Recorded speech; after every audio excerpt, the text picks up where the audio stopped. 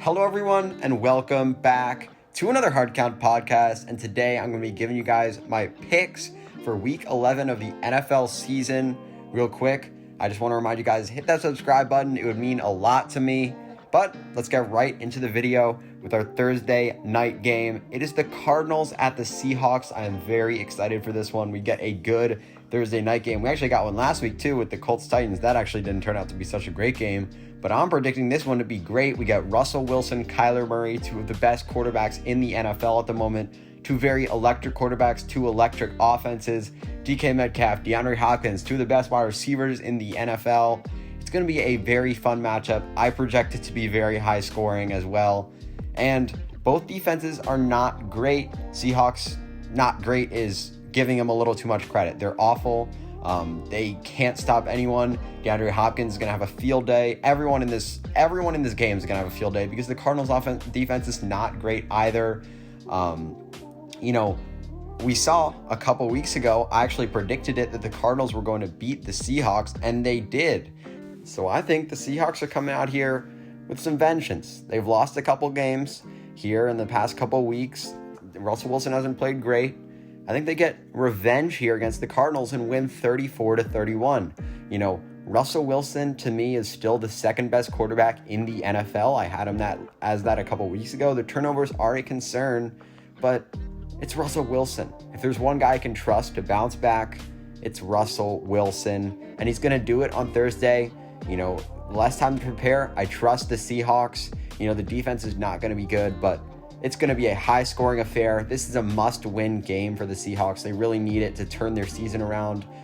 They're coming off a loss, while the Cardinals are coming off an emotional big win over the Bills. So I like the Seahawks here to maybe some people might consider an upset, but Vegas doesn't. I don't. I'm taking the Seahawks 34-31. Next is Eagles at Browns, and this is a little bit of a less exciting game. I'm going to take the Browns here 27-22. The Eagles have just really been disappointing. I had them at 27 in my power rankings last week. Just yesterday, if you want to check that video out. But they just haven't been able to get anything together. Their offensive line is playing awful. Wentz is turning the ball over way too much. Peterson, I haven't been a fan of his coaching whatsoever. And their defense has been underwhelming this year. So I've not been a fan of what I've seen from the Eagles. I think the Browns are definitely going to take advantage of that.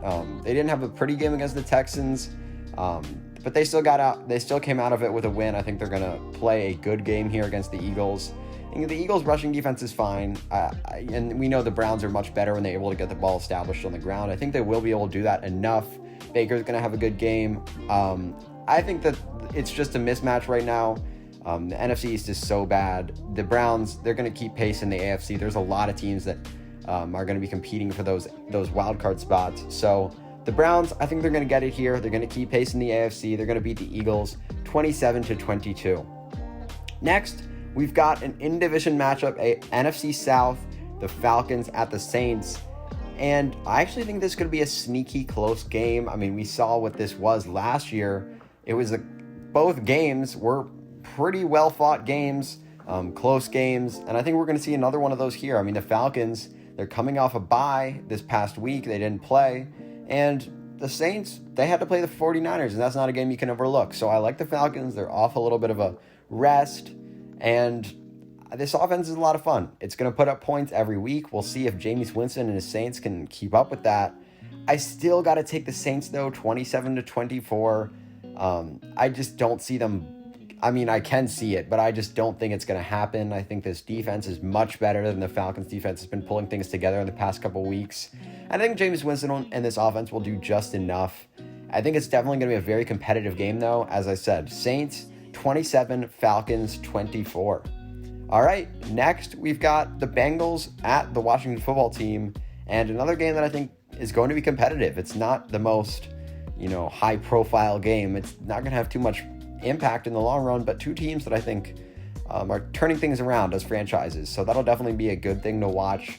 And, we know Joe Burrow, Bengals quarterback. I think he's a top 10 quarterback at the moment. He's been playing like it. The offense is great, but they just got exposed against the Pittsburgh Steelers. And why was that? The front seven was elite. They got exposed against the Ravens. Why was that? Their front seven was elite. And that's my main thing in this game. I'm taking Washington 22 over the Bengals. And originally I was thinking, I'm going to take the Bengals. I like a better quarterback with Joe Burrow. But what do we know about Washington? Their biggest strength is their front seven, getting pressure on the quarterback. That's why they invested their second overall pick in defensive end Chase Young. They've got a lot of talent up there, and I think they're going to be putting Joe Burrow under pressure quite a bit. Now, I don't think this team is going to blow the Bengals out of the water like the Ravens or the Steelers did, because they just aren't as talented. But Alex Smith and this Washington offense actually impressed me. They were able to climb back into the game against Detroit. It was definitely it was good. They didn't end up pulling out with a victory, but it was a good sign for that offense, good sign for Alex Smith. Unfortunately, they couldn't get the win, obviously, but I think they get one here against the Bengals, who aren't very good. And, their defense, I think the Washington football team can have enough success moving the ball. As I said, I project them to win 22-20. I don't think it's going to be remarkably high scoring or anything. I just think this Washington defense is going to be able to disrupt Joe Burrow and this offense enough where they're able to win the game. So I'm taking Washington, who's actually the favorite in this game, 22-20. Next is another game that is low profile, not two great teams, not going to have too much impact in the long run, but a game that is going to be close, an interesting game to watch, and that's the Lions at the Panthers. I was going back and forth on this game, similar to how I was with the Bengals and Washington, but I ended up going with the Lions 26-24. Just, I like the quarterback a little bit more with Matthew Stafford. I know he's not been as good this year as he was last year. I'll still take him over Teddy Bridgewater, though. What is the biggest weakness for the Lions? And that's often how we see them get beat, handily beat. And that in those games, against the Vikings and other games like that, where they get beaten handily, it's when they're able to, that their weakness is their rushing, stopping the run. And I don't think the Panthers, they're not a bad rushing team. They don't have Christian McCaffrey, though. I don't think they're going to be able to run the ball all over the Lions, like, say, the Vikings did a couple weeks ago. So I don't think they're going to be able to fully take advantage of this Lions weakness. I think they'll try to, but I don't think it's going to be a huge success for them.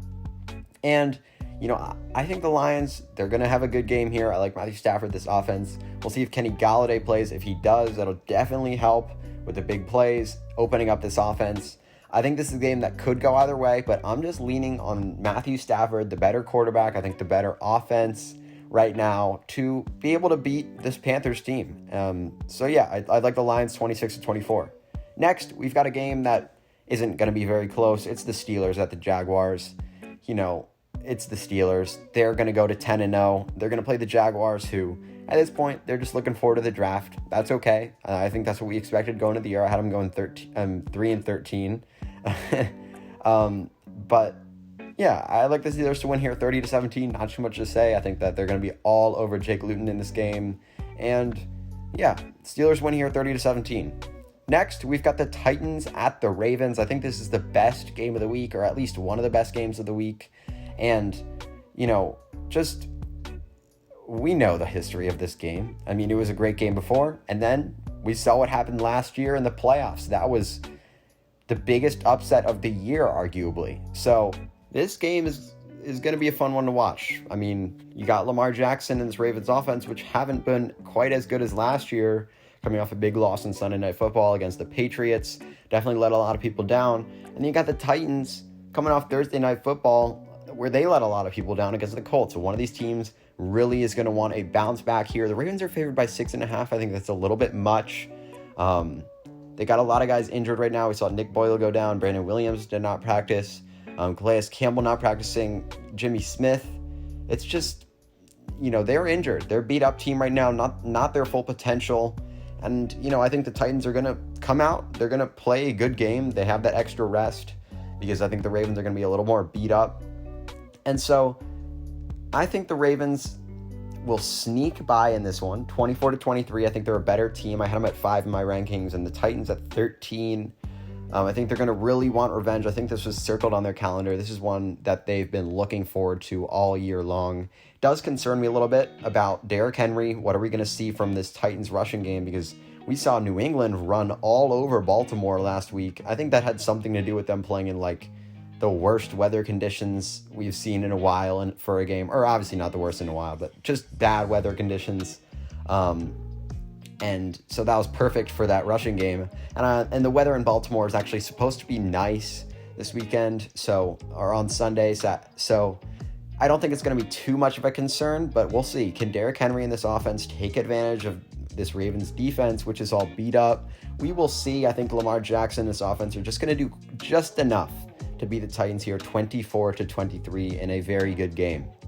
Next, we've got the team that upset the Ravens on Sunday Night Football. The Patriots go into Houston to play the Texans, and that win over the Ravens gave the Patriots life. That's why I liked them to cover the spread. I didn't predict them to win, but they did just that. It gave them life in their season. They are 4-5. If they keep winning, they are going to potentially make a run at the playoffs, make a run at that 7th seed, and it's Belichick. And I don't want to bet against the New England Patriots. I'm not doing it. I think they get a win here against an inferior Texans team that's 2-7 right now. Obviously, Deshaun Watson's one of the best quarterbacks in the NFL. People are a little low on him right now. He's not getting the respect he deserves. But, it's Bill Belichick. This Patriots team has a lot more to play for right now, a lot more to play for than this Texans team whose season is done.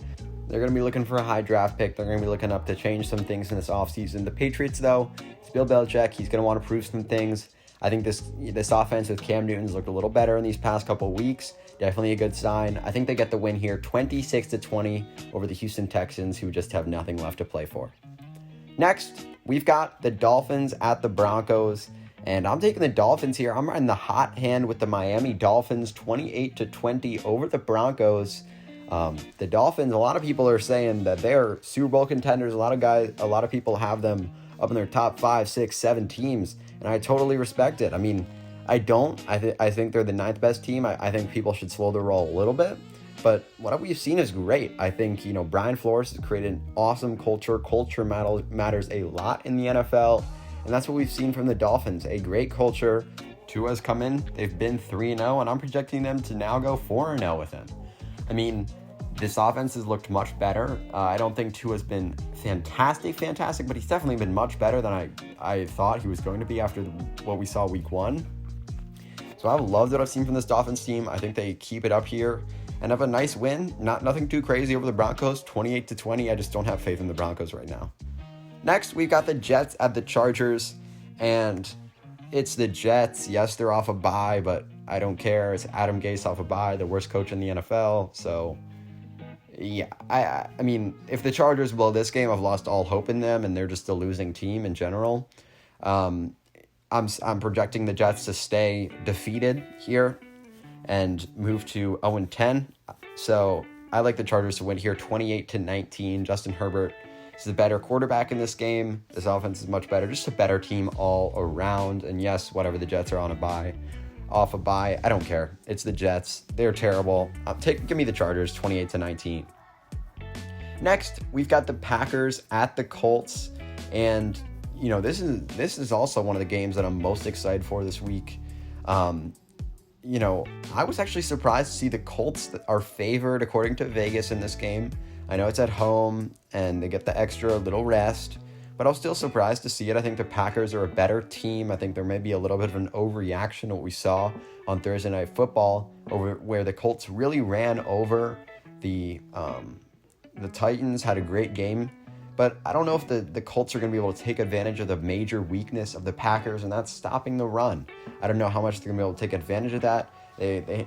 They're having trouble really coming up with an identity as a rushing team. They sometimes are there, sometimes they can't really get it going. We will see.